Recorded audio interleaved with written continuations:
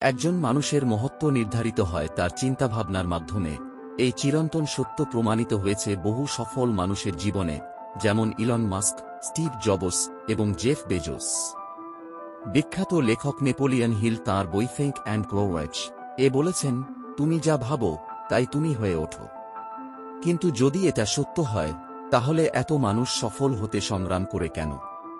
তারা কি তাদের ভবিষ্যৎ নিয়ে ভাবে না?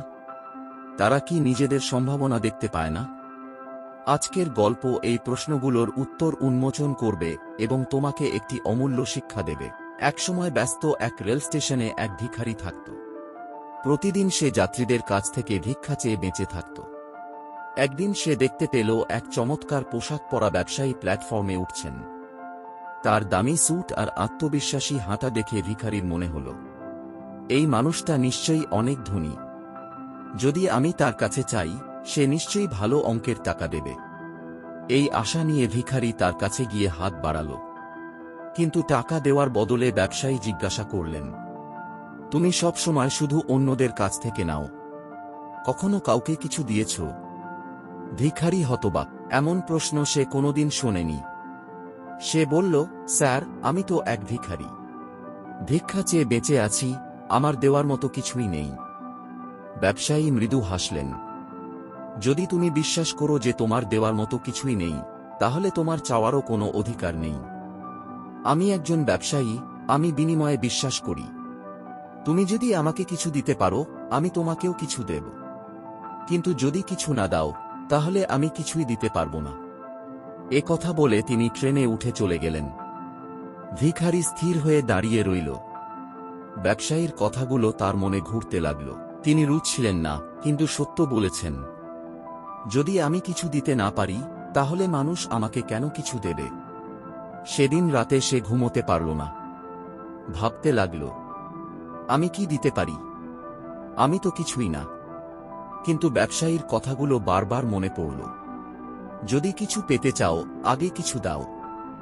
2 দিন সে কারো কাছে টাকা চাইল না, শুধু ভাবতে লাগল। তৃতীয় দিন স্টেশনে বসে থাকতে থাকতে সে দেখল রেল লাইনের পাশে কিছু বুনো ফুল ফুটেছে। রঙিন সুন্দর ফুলগুলো দেখে তার মাথায় একটা আইডিয়া এল, যদি আমি শুধু নেওয়ার বদলে কিছু দিই। যদি কেউ টাকা দেয়, আমি তাকে একটা ফুল দিই। সে গিয়ে কিছু ফুল তুলে আনল। এবার কেউ তাকে টাকা দিলে সে হেসে একটা ফুল দিল। অবাক করা বিষয়, মানুষ হাসল, ধন্যবাদ দিল, অনেকে আরো বেশি টাকা দিল। কিছুদিনের মধ্যে সে বুঝল, যতক্ষণ ফুল থাকে, মানুষ উদারভাবে দেয়। যখন ফুল ফুরিয়ে যায়, তখন দেয় কম। তাহলে সত্যিই মানুষ বিনিময় পছন্দ করে। একদিন সেই ব্যবসায়ী আবার ট্রেনে এলেন। ভিখারি দৌড়ে গিয়ে বলল, স্যার, আজ আমার দেওয়ার মতো কিছু আছে। আপনি যদি টাকা দেন, আমি আপনাকে ফুল দেব। ব্যবসায়ী হাসলেন, কিছু টাকা দিলেন, ফুল নিলেন। আজ তুমি বিনিময়ের মূল্য বুঝেছ। তুমি আর ভিখারি নও, এখন তুমি একজন ব্যবসায়ী। ট্রেন ছাড়ল, ব্যবসায়ী চলে গেলেন। ভিখারি ভাবতে লাগল, আমি কি সত্যিই ব্যবসায়ী?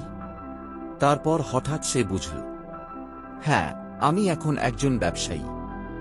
মানুষ আর আমাকে দয়া করে টাকা দিচ্ছে না, তারা আমার ফুল কিনছে। আমার এখন ব্যবসা আছে। সেদিনই সে সিদ্ধান্ত নিল, সে আর কখনো ভিক্ষা করবে না। 6 মাস পরে একই রেল স্টেশনে 2 জন ভালো পোশাক পরা মানুষ দেখা করল। একজন বলল, আমরা কি আগে কোথাও দেখা করেছি? অন্যজন হাসল, হ্যাঁ, 2 বার। একবার তুমি আমাকে টাকা দিতে অস্বীকার করেছিলে, আর একবার তুমি আমার কাছ থেকে ফুল কিনেছিলে। প্রথম ব্যক্তি অবাক, তুমি তুমি তো সেই ভিখারি।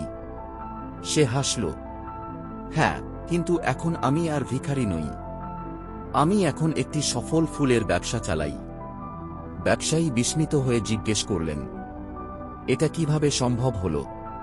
ফুলওয়ালা বলল, তুমি আমায় শিখিয়েছিলে, আমরা কেবল পাই যখন কিছু দিই। সেই দিন আমি বুঝেছিলাম, আমি কখনো ভিখারি ছিলাম না, আমি একজন ব্যবসায়ী ছিলাম, শুধু সেটা দেখতে পারিনি।